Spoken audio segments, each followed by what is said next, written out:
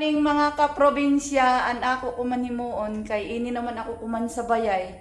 So dugay-dugay naman gasudya kami bud mag-iban na ako nanay. So kuman alagaan ko siya. Sa umaga, tanghali at sa kagabi pinapakain ko kasi siya at saka sa umaga naman kasi pinapagatas ko siya. So ngayon guys, ito.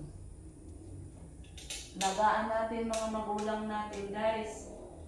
Kasi kung ano tayo nung maliit pa tayo, ibabalik natin sa kanya kung paano tayo inalagaan nung simula pa tayo pinanganak. So, ibabalik natin sa kanila.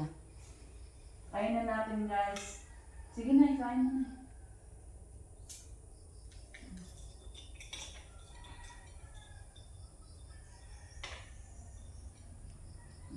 Inimplahan ko na siya ng gatas. Nice.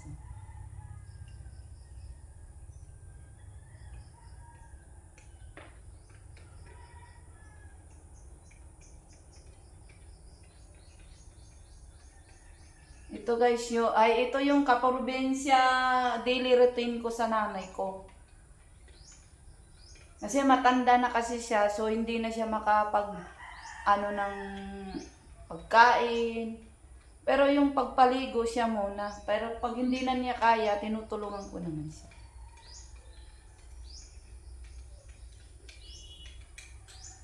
Thank you for watching always my video. Bye-bye.